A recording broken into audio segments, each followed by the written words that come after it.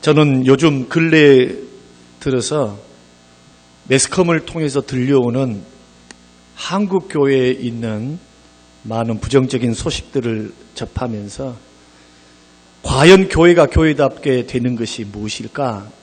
이것을 고민하게 되었습니다. 전모 목사님이라고 하신 분이 대통령 하야 기자회견을 했지요.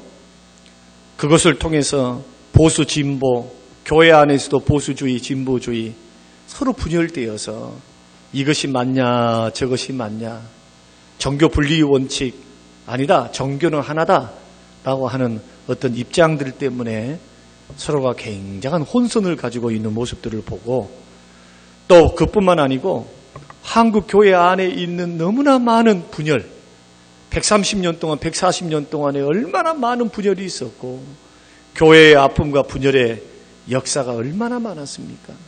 한국 교회만큼 상처가 많고 아픔이 많고 괴로움이 많은 교회도 역사 이래로 없습니다. 싸움을 잘해요. 900번 넘게 외침에 그런 DNA가 있는지는 몰라도 하여튼 너무너무 잘 싸워요. 그리고는 아픔과 그 괴로움 속에서 정말로 소망이 없을 것 같은데 희한하게도 하나님은 이 나라와 민족을 포기하지 아니하시고 이 민족에 은혜를 베푸십니다. 도대체 뭐가 예뻐서 하나님은 그렇게 우리 한민족을 향하여 하나님이 기대하시고 그 약함과 부족함 속에서도 하나님은 교회를 세우시고 세계의 제2위의 선교 대국으로 하나님 설 수 있도록 한강의 기적을 만드시고 은혜를 베푸시고 지금도 은혜를 주실까? 이런 일들을 가만히 생각해 보면서 오늘 현 시점에 있는 한국 교회의 어떤 사회적인 현상들, 문제들을 바라보면서 미래가 낙관적일까? 희망적일까? 우리 한국교회 모습을 봤을 때는 미래가 희망적일 수는 없어요. 비관적이면 비관적이지.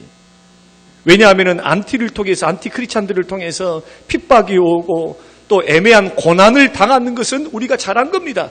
예수 제대로 믿으면 세상에서 칭찬만 받는 것이 아니고 내 말씀을 지키고 내 신앙을 지키는 것 때문에 핍박을 받는 게 당연한 거예요. 고난을 당하는 것은.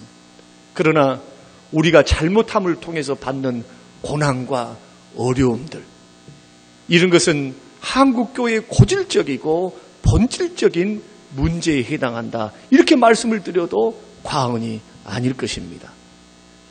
그런데 그 와중에서 한국교회 안에 또 우리 내재되어 있는 이 교회 안에 여러 가지 문제들, 이것을 봤을 때는 희망과 소망이 없는데 이상하게도 한국교회를 사랑하시고 우리 교회를 통해서, 우리 민족을 통해서 이루실 하나님의 비전과 하나님의 사랑을 생각했을 때는 한국교회는 아직도 우리는 기대할 만하고 또한 미래의 소망이 있는 줄로 믿습니다.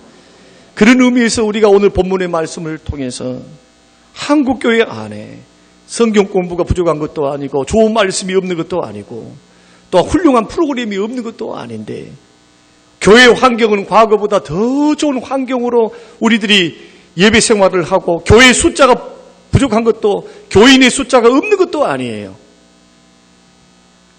그럼에도 불구하고 지금 어려움을 당하고 있고 교회가 세상을 향하여 교회가 영향을 끼쳐야지 세상이 교회를 향하여 염려하고 있는 이 시대 안에 과연 하나님이 기뻐하시고 또 성도 스스로가 서로가 한국교회, 특별히 우리 교회 안에서 서로가 감사하는 겁니다. 성도님들의 이런 아름다운 모습을 보고 성도님들의 섬기는 모습을 보고 성도님들이 성림교회 이렇게 말하는 거예요. 나는 성림교회 오기를 너무 잘했다. 성림교회 보니까 이런 저런 일들 때문에 나는 하나님 앞에 기도할 때마다 감사한다. 반대로 목사님이 성림교회를 보면서 이렇게 고백하는 겁니다. 내 일생 일대의 가장 축복은 성림교회를 만난 것이다. 성도님들을 통해서 하나님이 부어주신 그 은혜가 너무나 커서 현재 목회를 하면서도 감사하면서 목회를 하고 은퇴를 앞두고도 눈물로 하나님 앞에 회고하면서 은퇴식을 할 때 하나님 지켜주신 은혜에 감사하고 성도님들의 순종과 섬김과 사랑에 감사하여 눈물로 마지막을 장식할 수 있는 목사. 얼마나 아름답고 행복할까요? 반대로 성도님들이 이렇게 고백하면 날마다 하나님 앞에 감사합니다. 좋은 목사님 보내주신 것 감사합니다. 우리 목사님이 이런 부름 저런 것 약함도 있고 부족함도 있지만 이런 것을 나열해가면서 하나님 앞에 감사하면서 그 은혜를 노래하면서 서로가 서로에게 감사의 기도의 제목이 될 수 있는 관계로 교회가 세워져 간다면 얼마나 행복하고 그 교회를 바라보는 하나님은 얼마나 기뻐하실까? 그 말씀이 오늘 본문의 말씀입니다. 골로새 교회를 통해서 말하는 내용이 뭐냐 하면은 사도 바울이 이 교회를 세운 적도 없어요. 이 교회에 가본 적도 없어요. 지금 사도 바울은 골로새서를 기록하고 있습니다만은 이 골로새서를 기록한 그 당시에 그 현장에 어떤 일들이 있었습니까? 로마의 감옥에 갇혀 있었습니다. AD 62년경 그런 복음을 증거한다는 것 때문에 로마의 죄수의 신분으로 갇혀서 지금 소식을 듣고 있습니다. 그런데 에바브라라고 하는 1장 7절에 나오는 이 사람이 골로새 교회를 개척했거든요. 그런데 이 골로새 교회를 개척했던 에바브라가 사도행전 19장의 말씀 보면은 사도 바울이 에베소에서 두란노라고 하는 곳에서 3년 동안 설교 사역을 했습니다. 복음을 증거하고 말씀을 가르쳤는데 아니 그때 에바브라와 빌레몬이라는 사람이 말씀을 듣고 은혜를 받은 거예요. 예수를 만난 겁니다. 생명의 주님을 만난 거예요. 그리고는 그 복음을 들고 자기 고향으로 돌아가는데 에베소에서 골로새까지 지금으로 말하면 터키 남부인데 160km입니다. 그곳에 가서 자기 집에서 가정교회를 세우는데 놀랄만한 일들은 뭐냐 하면은 가면 갈수록 사람이 불어나요. 예수 믿는 사람들이 늘어나고 죄에서 자유함을 받고 영생의 소망을 갖고 구원의 은혜를 노래하면서 사람들이 그렇게 기쁘게 신앙생활하며 부흥일로에 있었습니다. 그런데 웬걸요? 호사다마라고 부흥이 있는 곳, 축복이 있는 곳에 언제나 마귀의 역사가 있는 것처럼 부흥하니까 사람들이 몰려오기 시작하는데 철학자들도 들어오고 헬락 철학의 영향을 받은 영지주의자, 유대인들이 들어오는데 이 율법을 가지고 와서 예수를 믿어도 율법을 지켜야 구원을 받는다는 율법주의자들, 이런 사람들은 달과 날과 절기를 통해서 자꾸 예수 믿는 사람들에게 혼선을 가져옵니다. 그러니까 사도 바울을 통해서는 예수 믿으면 구원을 받는데 뭔가 영적인 지식이 있어야 구원받는 것 같고, 금욕주의가 들어오고 천사를 숭배하는 사람들이 들어와서 천사 숭배 신비한 경건의 현상들을 설명하면서 마치 금식을 오랫동안 하고 수도원에 들어가서 기도원에 들어가 2년 3년이고 기도하면은 면벽 수도하면은 영적으로 더 거룩해진 것처럼 말이에요. 이상한 성경이 말씀하지 않고 주님이 말씀하지 않는 잘못된 신비주의, 경험주의, 경건주의 같은 이러한 이단 사설이 들어오기 시작하는 거예요. 그래서 혼란 가운데 있었던 에바브라가 이 문제를 안고 로마까지 찾아갑니다. 감옥에 있는 그에게 찾아가서 교회의 상황들을 이렇게 설명해 주고 있는데, 이 사도 바울이 감옥에 있으면서 가택연금 2년 동안 있으면서 4편의 설교를 쓰죠. 편지를 쓰는데 그 편지 4권을 가리켜 옥중서신이라 그래요.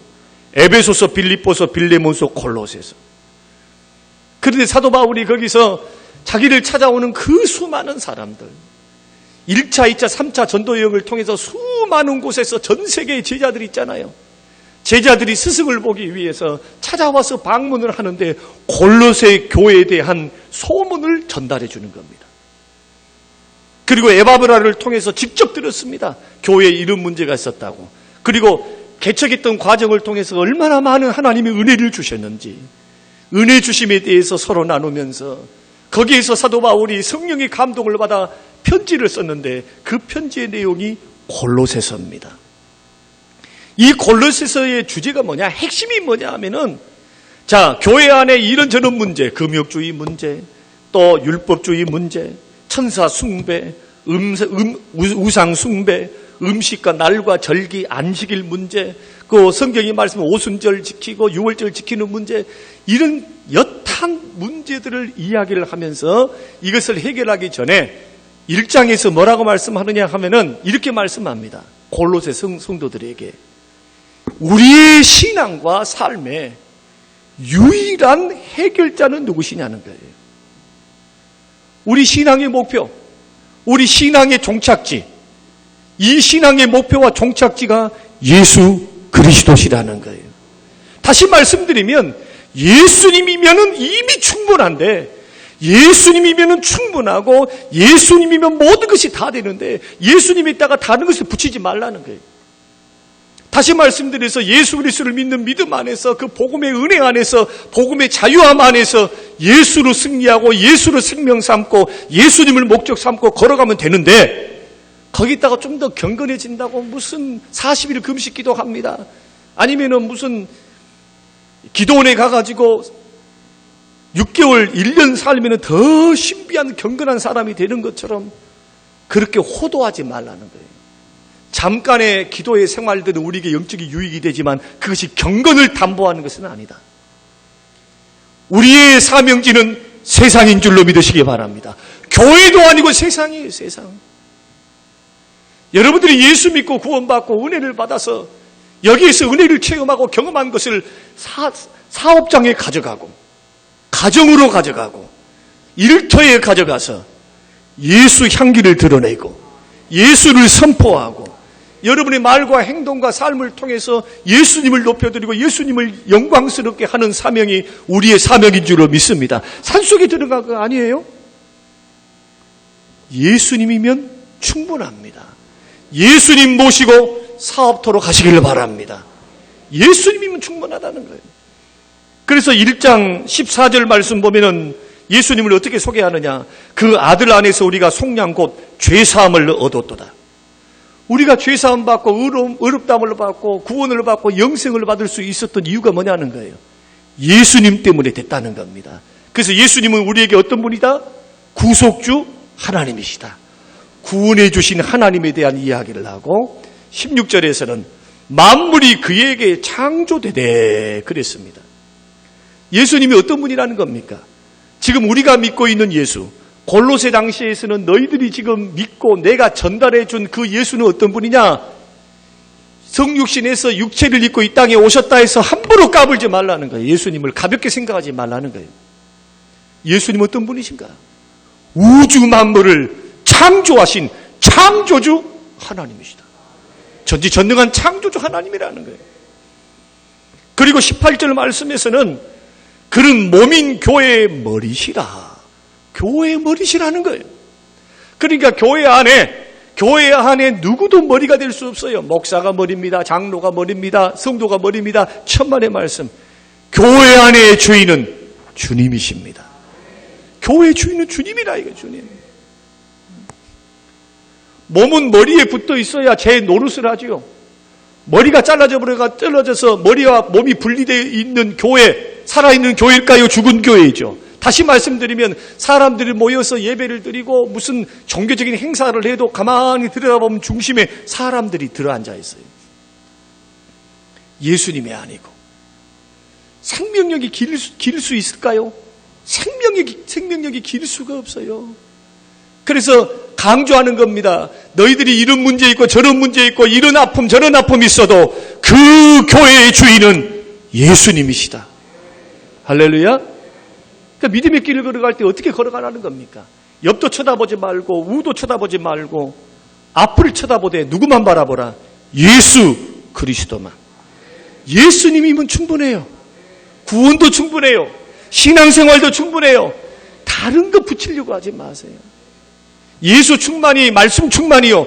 예수님은 진리 대신 말씀이시니까. 말씀 충만이 성령 충만입니다. 예수님은 진리의 영이신 성령님의 역사를 통해서 삼위일체 신비 가운데 연합해 계신 분이시기 때문에 우리의 하나님이시기 때문에 예수 충만, 성령 충만, 말씀 충만 다 똑같은 말이에요. 다 똑같은 말. 그래서 믿음의 길을 걸어가는 하나님의 백성들에게 사도 바울이 밝히는 겁니다. 금욕주의가 어떻고 세상 철학이 어떻고 율법주의가 어떻고 주의를 지킬 때 뭐 사 먹지 말아라. 뭐 버스도 타지 말아라. 지금 그렇게 한 사람들이 있습니까? 그것 가지고 형제들이 비판하고 판단하고 그런 일 하지 말라 이거예요.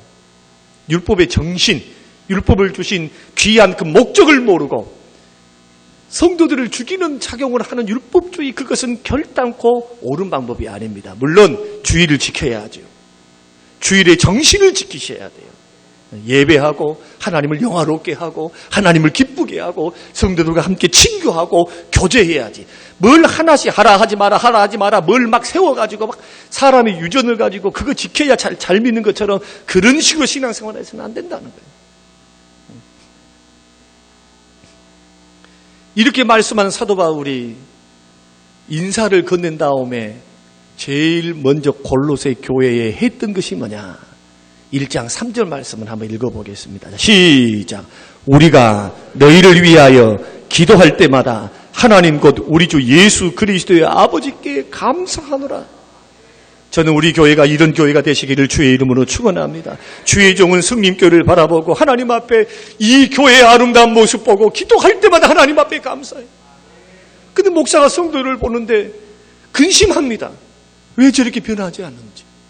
불행의 길을 걸어가고 어려움의 길을 걸어가고 근심으로 목회한다면 그것이 목사의 사명이기도 하지만 그것은 결코 하나님이 기뻐하는 성숙한 교회의 모습이라 할 수 없을 거라는 거예요. 반대로 성도들이 목사님을 걱정하고 기도합니다. 어떤 기도? 우리 목사님 저렇게 하면은 하나님 안 되는데 하나님 도와달라고. 하나님 이런 길을 걸어가면은 교회도 안 좋고 하나님 영광도 가려운데 하나님 도와달라고. 세상에 목사가 성도들이 근심거리가 되는 교회, 이런 교회를 성숙하고 아름다운 교회라고 말씀할 수 있을까요?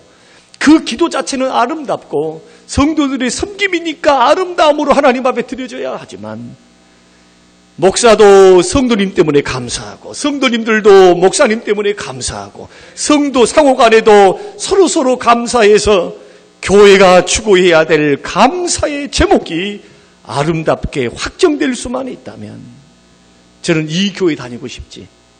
이 교회 다니고 싶지.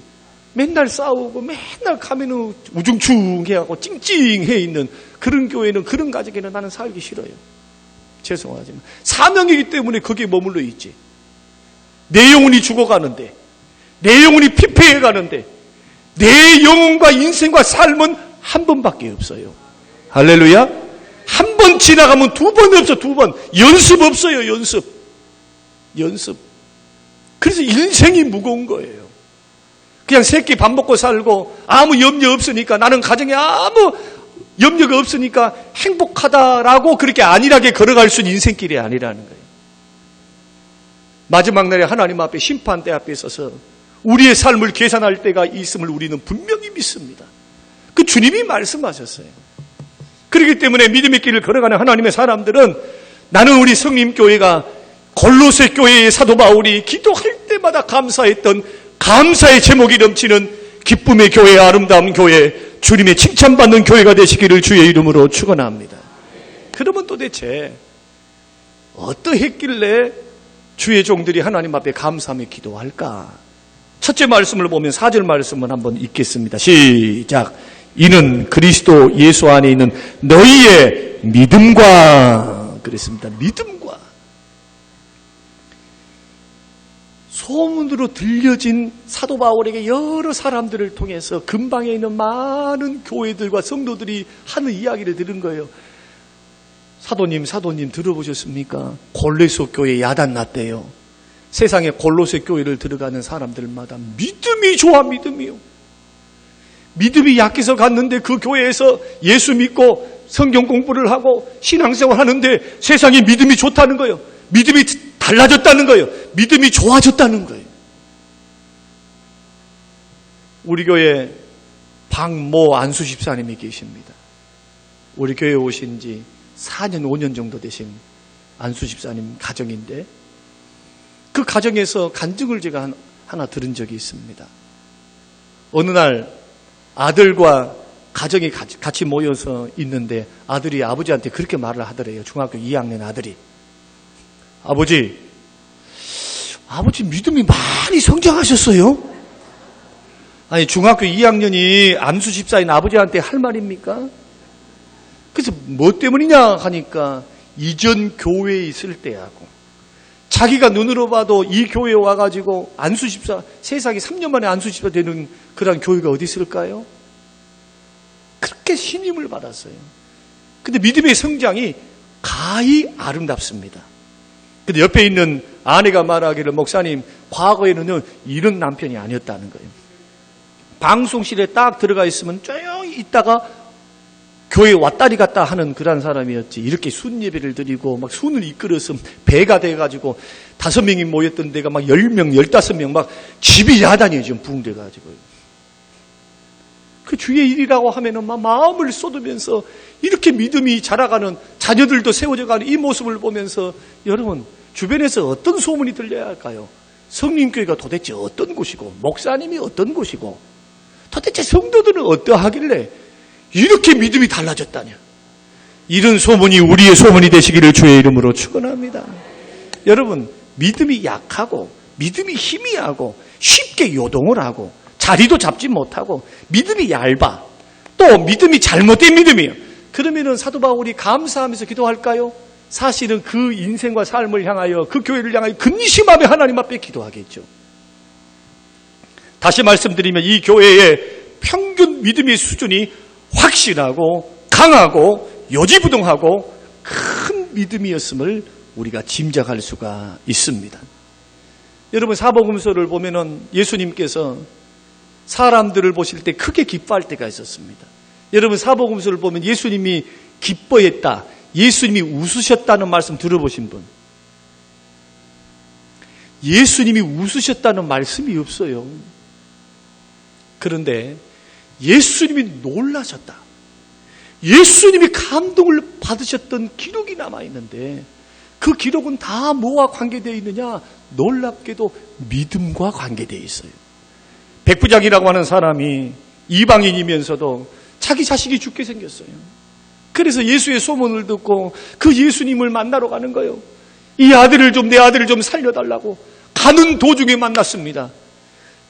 가는 도중에 만났는데 그 집에 간다라고 하니까 오시지 말라잖아요. 우리 집에 오심을 나는 감당할 수 없으니까 나도 군인이어서 하라, 주변 사람들한테 부하들한테 하라 하면 하고 하지 말라 하면 안 하고 지시하는 입장이니까 예수님은 나보다 더 높으신 분이고 하나님의 아들이시니까 말씀만 하십시오.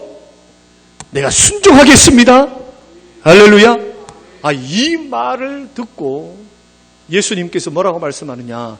이스라엘 중에서 이만한 믿음을 내가 본 적이 없다. 얼마나 감동하시는지. 놀랍게도 그가 고백했던, 믿음으로 고백했던 그 시간에 죽을 병에 걸렸던 그 아들이 살아난 줄로 믿으시길 바랍니다. 성경이 그것을 기록하고 있어요. 풍랑이 부는 바다에서 예수님은 피곤하셨는지 고물을 베개 삼고 누워서 잠이 들었고 제자들은 괴로이 노를 저어가고 있는데 갑자기 돌풍이 불어가지고 이 바다에서 잔뼈가 굵은 베드로와 이 12제자가 다 알지요. 야, 이 풍랑에서 우리는 잘못하면 죽을 수도 있겠구나. 그래서 자기들이 해볼 거 다 해본 거예요. 열심히 물도 퍼내보고 그리고 키도 잡아보고 도출 방향을 잡아보려고 하는데 그 돌풍이 얼마나 심하든지 도대체 죽게 생긴 거예요. 그러니까 천하태평으로 누워 잠자고 있는 예수님을 향하여 제자들이 뭐라고 말씀하느냐 하면 이렇게 말합니다. 주여 주여 주여 주여 주여. 우리가 죽게 된 것을 돌아보지 아니하시나이까.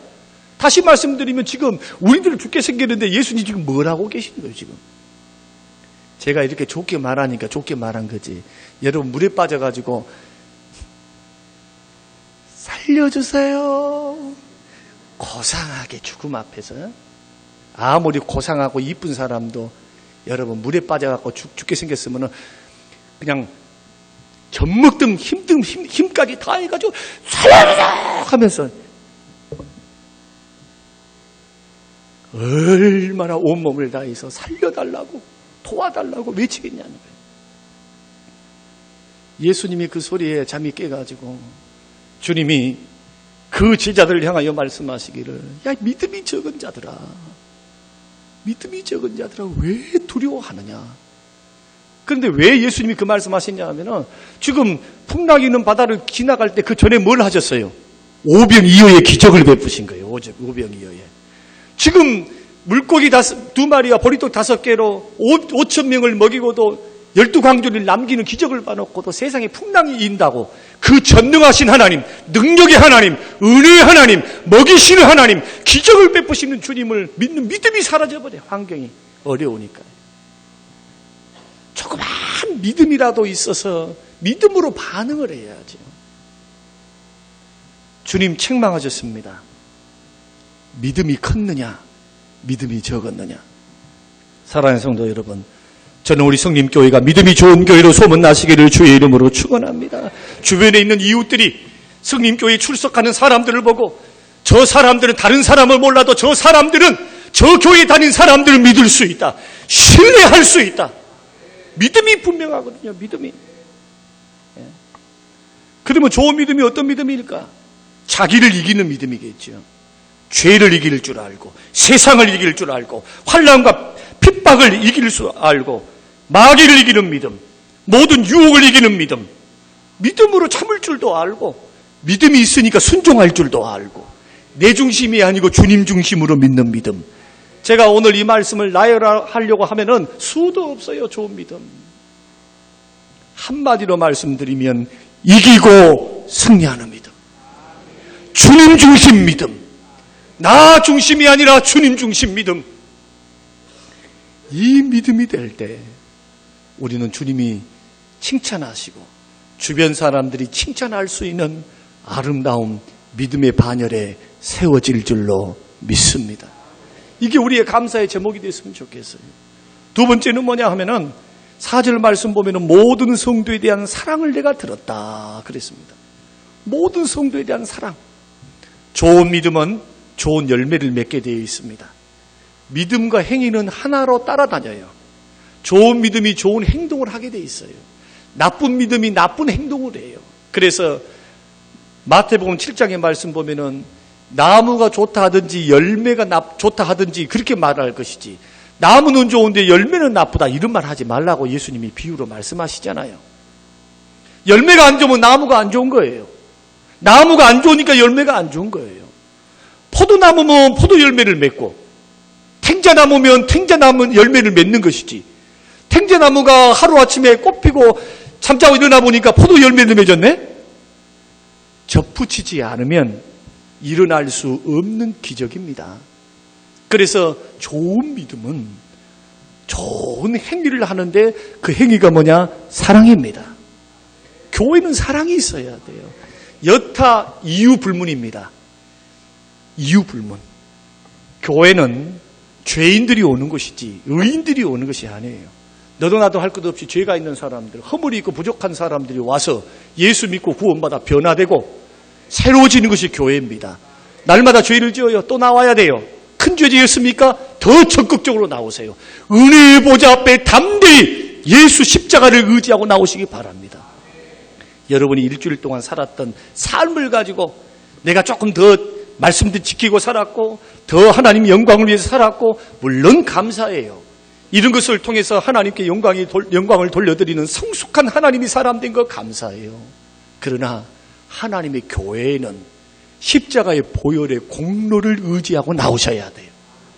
그래서 죄를 지으면 지은 대로 나오셔야 되고 부족하면 부족한 대로 나와서 담대히 은혜의 보좌 앞에 회개하는 심정으로 주의 은혜를 구하면 때를 따라 돕는 은혜를 주께서 부어주실 줄로 믿습니다. 그래서 교회는 너도 나도 할 것 없이 다 연약한 부분들이 있고 주님의 사랑을 차별 없이 받았어요. 믿음의 수준이 좋으니까 너는 3가지 구원을 받아라. 너는 믿음의 수준이 별로고 이제 예수 믿었으니까 하나만 받아라. 이렇게 말씀하신 적 있습니까? 구원은 신앙의 성숙과는 상관이 없어요. 예수 그리스도를 믿는 믿음이면 됩니다. 이게 로마서 8장 1절 말씀이잖아요. 예수 그리스도를 진정으로 믿으면 우편강도 구원받아요. 자라나는 성숙의 문제는 시간이 걸린 것뿐이지 차별 없이 구원을 주시는 놀라운 십자가의 공로, 나를 위해 죽어주시는 십자가의 그 은혜를 통해서 나 같은 것 부족한 것 구원해 주셨으니 용서해 주셨으니 교회 안에서 서로 불쌍히 여기고 서로 용납하고 서로 사랑하면서 교회는 여타 불문하고 사랑해야 될 줄로 믿습니다. 이 말을 달리 말씀드리면 교회 분위기가 좋다는 거예요. 분위기가. 성민교회 왔더니 사람이 차가워, 백냉해. 사람들이 그냥 얼마나 근심이 얼마나 많고 고통이 얼마나 많은지 세상의 근심과 고통을 다 짊어지고 교회로 온단 말이에요. 교회는 어떤 곳입니까? 세상의 무거운 짐, 고통, 아픔, 슬픔 이것들이 다 무거운 짐을 예수 십자가 앞에 내려놓고 은혜 충만받고 예비당 문을 나서야 될 줄로 믿습니다. 교회가 그렇게 돼야 돼. 그래야 그 은혜의 힘을 받고 나가서 이기고 승리하며 걸어가지. 이상하게도 교회에 오면 시험이 더 들어요. 문제 있습니다. 그 문제에 굉장히 깊은 영적인 질병을 안고 있는 거예요. 겉모양을 가지고 속지 마세요. 하나님은 겉모양 보시지 않습니다. 중심을 보시는 거예요. 중심을. 그런데 여기에 단서를 하나 달았습니다. 모든 성도에 대한 사랑이니까. 내가 좋은 믿음으로 사람들에게 칭찬을 받고 성님교회는 사랑이 넘치더라. 이런 좋은 칭찬을 통해서 서로가 사랑하면서 서로가 성숙하는 열매 맺는 그러한 하나님의 교회가 되기를 원하면은 나한테 잘한 사람, 나를 사랑해 준 사람, 나에게 인사해 준 사람, 이런 사람에게는 인사도 잘하고 그 사람에게 뭣도 갖다 주고 그 사람에게 뭣도 하고 이것은 예수님 말씀대로 한번 들어보십시오. 이방인들도 그렇게 해요. 불신자들도. 주님 뭐라고 말씀하십니까? 그러면 도대체 구원받은 하나님의 사랑을 받는 자들과 너희들과 저 사람들과 차이점이 뭐냐는 거예요. 상이 있겠는가? 상이 없다는 거예요. 예수님이 뭐라고 말씀합니까? 너희들한테 잘 못한 사람들을 사랑해주고 잘 못한 사람들을 위해주고 심지어는 원수까지도 사랑하래요. 정말 힘이 든 게 뭔지 아세요? 나에게 상처를 주고 아픔을 주고 괴로움을 주는 사람을 용서하는 겁니다. 그리고 그 사람을 사랑하는 거예요. 여기서 말씀하는 것은 당장 그것을 실천하라는 말이 아니고 내 마음에는 분노도 있고 상처도 있고 아픔도 있고 괴로움도 있고 할 말 많아. 할 말 셌어요. 그럼에도 불구하고 왜 우리는 원수를 원수로 갚지 않고 용서와 사랑의 길로 걸어가느냐? 왜 애쓰면서 기도하면서 용서해 보려고 더 사랑해 보려고 더 품어보려고 하나님 앞에 엎드려 기도하면서 주님 품을 수 있도록 도와주세요. 사랑할 수 있도록 도와주세요. 하나님 저를 볼 때에 하나님의 눈으로 바라볼 수 있는 주님의 마음을 주세요. 기도하면서 사랑의 길을 왜 걸어갑니까? 주님이 그 길을 걸어가시기 때문에 그래요. 예수님이 그 길을 걸어가시기 때문에 힘들고 어려워도. 골로새 교회는 이런 교회였어요. 나한테 잘한 사람들한테만 사랑을 베푼 것이 아니라 나에게 못한 사람들에게도 사랑을 베풀어. 사랑은 뭐냐? 오래 참는 겁니다. 사랑은 뭐냐? 무리하지 않는 거예요. 사랑이 있으면 무리할 수 있을까요? 절대로 무리할 수 없어요. 사랑을 오래 참아주는 겁니다. 사랑은 감정이 아닙니다. 성경이 말씀하는 사랑은 의지적인 결단이에요. 힘들고 어려워도 마음이 쓰일 때 하겠습니다. No! 주님 그렇게 말씀하지 않아요. 마음 쓰일 때 할게요. 누가 그렇게 말씀하시던가요? 그것이 기도의 제목이 돼야 돼요. 할 수 없으면 하나님 앞에 내가 깨어지지 못하고 부족한 나의 마음을 놓고 엎드려 기도하는 기도 제목이 돼야 돼요. 주님의 말씀은 분명합니다. 사랑하라.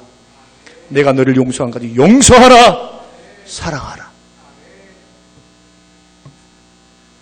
좋은 믿음은 사랑이라고 하는 열매를 맺게 돼 있어요. 그러니 칭찬을 받지요. 저는 오늘 이 말씀을 통해서 성림교회가 함께 자라가는 믿음과 사랑의 공동체가 되시기를 주의 이름으로 축원합니다. 세 번째는 5절 말씀을 한번 읽겠습니다. 너희를 위하여 하늘에 쌓아둔 소망으로 말미암음이니 그랬습니다. 세상에 소망을 어디다 쌓아뒀대요? 세상 사람들은 소망을 다 땅에 쌓아둡니다. 그래서 잘 먹고 잘 살고 행복하게 살고 빌딩 짓고 살고 건강을 위해서 요즘 웰빙 시대니까 얼마나 건강을 위해서 노력합니까? 저도 유튜브 중에서 강의를 듣는 것 다음으로 제일 많이 듣는 것이 뭐냐 하면은 건강 강좌입니다. 반 의사가 다 됐어요. 저한테 오셔가지고 혈액순환에 좋은 것이 뭡니까? 물어보세요. 제가 딱 집어가지고 몇 가지를 가르쳐 드릴게요. 당뇨병 걸리지 않을 수 있는 좋은 방법이 뭔가? 저한테 말씀해 보세요. 가르쳐 드릴게요.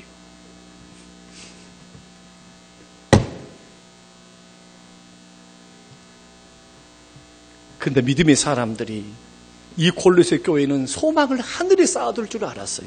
이 말은 뭐냐 하면 사업을 안 했단 말도 아니고 열심히 가정생활 안 했단 말도 아니고 직장생활 안 했단 말이 아니고 그들은 열심히 최선을 다해서 하나님이 주신 직업의 소명을 가지고 열심히 최선을 다해서 일을 다했어요. 최선을 다했어요. 그런데 그들의 근본적인 소망은 어디 있습니까? 이 땅이 아니라 영원한 천국인 줄로 믿습니다. 소망을 하늘에 자꾸 쌓아두는 거예요. 내가 갈 곳이 어딘가 영원한 천국이지. 내가 갈 곳이 어딘가 나를 위해서 지금 기다리고 영생을 주시는 주님의 저 나라이지.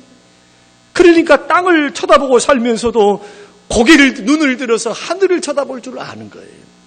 그러니 이 교회에는 고난이 이 사람들을 무너뜨리겠어요? 가난이 무너뜨리겠어요? 부요함 때문에 교만함으로 주님을 떠나겠어요? 소망이 주님이고 소망이 하늘나라인데 이 세상이 좀 손해본다 해서 그것 때문에 자살을 한다거나 코가 석재나 빠져가지고 믿음까지 무너져가지고 이렇게 뒹굴뒹굴 하고 계시겠어요? 그럴 수 없어요. 왜냐? 이 땅은 지나가는 것이고 영원한 영생의 나라, 그 나라에서 영원토록 사는 그 소망과 약속을 주신 하나님 바라보고 천국 소망하며 걸어가니까 이런 사람은 가난하고 실패하고 어려워도 7번 넘어져도 8번 일어날 수 있습니다. 왜? 천국에 대한 소망이 있으니까. 주님을 향한 소망이 있으니까. 이렇게 믿어야 진취적이 되는 겁니다. 믿음의 진취적인 믿음으로 걸어갈 수 있어요. 해보자 말이에요. 해보자. 주님이 도우시면 할 수 있다. 하나님이 역사하시면 해보자. 주님이 도우시면 반드시 이루시리라. 하나님이 한 길을 닫으시면 한 길을 주께서 열어주시리라. 절망할 때가 어디 있어요? 절망할 때, 실망할 때가 어디 있어요? 그 시간에 엎드려 기도하지. 그러니 칭찬받지 않겠습니까? 세상에 예수 믿는 것 때문에 고난받고 어려움을 당하고 있고 많은 사람들로부터 존경도 받지 못하는 그 이제 발흥했던 40년대 밖에 안 되는 기독교의 이 신앙이 얼마나 매력적일래 사람이 좋아했겠어요.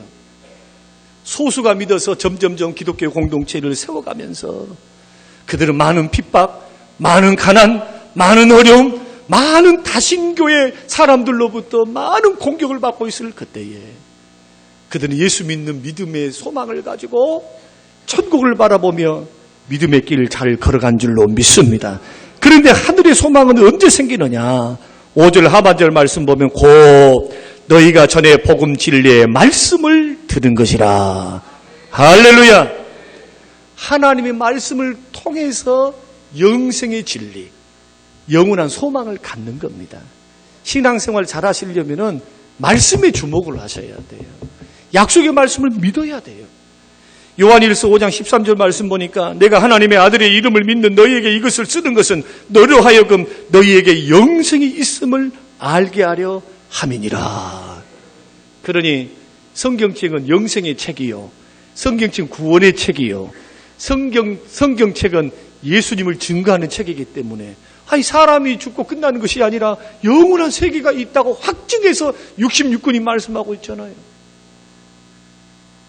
그러니 하나님 말씀 듣고 하나님 말씀을 선포함을 자꾸 듣고 믿음이 쌓이면 소망을 천국을 향해서 걸어가는 게 당연한 거예요. 최고 승리 보장받았으니까 천국을 소망하면서 나의 인생의 삶을 책임 있게 살아가는 것, 이것이 건강한 신앙생활의 특징인 줄로 믿으시길 바랍니다. 우리 소망은 하나님께 있어요. 영원한 천국입니다. 자, 여기까지 설교를 들으니까 믿음도 좋았고 믿음의 사랑의 실천이 있었고 영원한 천국을 소망하면서 고난을 이기고 어려움을 이기고 교만하지 않고 잘 살든 못 살든 천국 소망하며 걸어가니까 욕심 부리지 않고 걸어가겠잖아요. 길을 잃지 않겠잖아요. 천국이라는 소망이 있으니까. 칭찬받았습니다. 그런데 이 믿음, 사랑, 소망이 반드시 맺어져서 자라나야 되는데 오늘 본문 말씀, 사전의 말씀, 6절 말씀 보면은 같이 한번 읽겠습니다. 시작. 이 복음이 이미 너희에게 이름에 너희가 듣고 참으로 하나님의 은혜를 깨닫는 날부터 너희 중에서와 같이 또한 온 천하에서도 열매를 맺어 자라는도다. 할렐루야. 다시 말씀드리면 온 천하 사람들이 보기에 우리의 믿음도 우리의 사랑도 우리의 소망도 정치 있지 말고 지금 1년 전, 2년 전, 3년 전에 있었던 그 신앙과 믿음을 울겨먹지 말고 믿음이 어떻게 되느냐? 시간이 가면 갈수록 열매를 맺고 자라가야 될 줄로 믿습니다. 자라가야 돼요. 자라가야 돼요. 자라가야 돼요. 믿음도 자라가고 사랑도 자라가고 소망도 자라가고 세상에 70이 다 돼. 죄송합니다. 70이 되고 80이 되는데 뭐 얼마나 죄송하다고 말씀드렸어요. 큰 노역이 들어가지고 우리 교회에는 그런 분이 없으니까 감사합니다. 아멘 없는 거 보니까 있는 것 같고 웃으면은 속이라도 있다고 제가 생각하면서 그냥 넘어갈 것 같은데 너무 욕심이 그렇게 많은 젊은 사람은 젊은 사람대로 한국교회 특징이 그거예요. 욕심덩어리 욕심 죄송합니다만 어떤 분이 그렇게 말하더라고요. 한국교회 성도들 욕심이 목구멍까지 찼대요. 그래서 교회 가가지고도 하나님 복을 안 주면 하나님 빠빠이 복을 안 주는 하나님 빠이빠이 세상에 그 욕심하고 영원한 생명하고 맞바꾼 사람들이 얼마나 많냐는 거예요. 정체하지 마시고 믿음의 진보를 보이시길 바랍니다. 섬김의 진보를 보이세요. 소망 더 인생 살아가면 살아갈수록 나이가 들어가면 갈수록 더 천국을 소망하고 주님 만날 것을 소망하고 베드로 전서가 말하는 것처럼 다시 오실 주님을 간절함으로 다시 오실 주님을 사모하라고 말씀하신 주의 말씀을 붙들어야 될 줄로 믿습니다. 여러분 이 열매 얼마나 좋아요. 하나님 영광 받는 열매. 그런데 이 열매는 어떻게 맺느냐 6절이 그 말씀을 해주고 있는데 하나님의 은혜를 깨닫는 날부터. 할렐루야. 그러니까 말씀을 들었다 해가지고 열매가 자라난 거 아니에요. 말씀을 듣고가 먼저입니까? 아니면 깨닫고 남이 먼저입니까? 분명히 듣는 거예요. 그런데 은혜의 말씀을 깨달을 때에 열매가 자라가고 열매를 맺고 자라갈 줄로 믿습니다. 그러니까 교회 안에서는 어떻게 해야 되느냐? 말씀을 들을 때 깨닫는 은혜를 달라고 기도하셔야 돼요. 말씀의 은혜 받으셔야 돼요. 말씀의 은혜.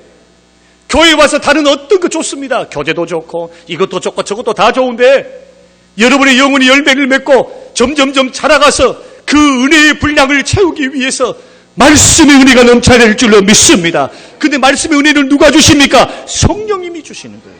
성령님이. 성령께서 마음의 문을 열어주셔야 돼요. 어두운 이성을 밝혀주셔야 돼요. 마음이 닫혀있는 사람, 성령의 역사가 식어져 버린 사람, 은혜 받을 수 없습니다.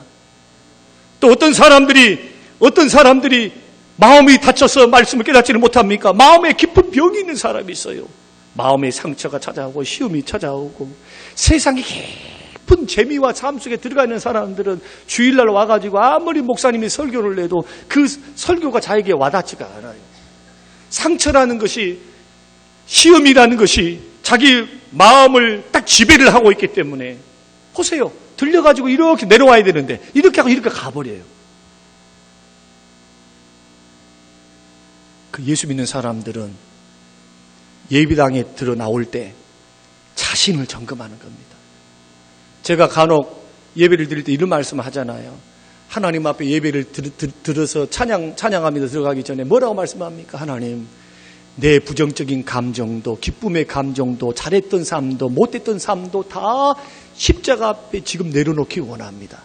이것을 내려놓고 감정과 느낌 다 내려놔요. 부부싸움하고 오셨습니까? 예배 드리는 시간은 안 돼요. 그 잔재와 모든 걸 내려놔야 돼. 하나님 앞에. 그리고 누구만 바라봐야 되느냐? 순전한 마음으로 주만 바라봐야 돼요. 그런데 갯돈 생각, 사업 생각, 오메 오늘 문 닫고 왔는데 내일은 잘 돼야 될 것인데 예배 드렸으니까 내일부터는 주여 따따블로 사업이 될 줄로 믿습니다. 뭐 이런 생각을 하고 있다든지 온전하게 주님의 얼굴을 구하고 주님 바라보면서 그 밝은 태양, 그 영광의 태양, 그 얼굴을 맞이함으로 여러분 해바라기는 해만 있으면 돼요. 해만.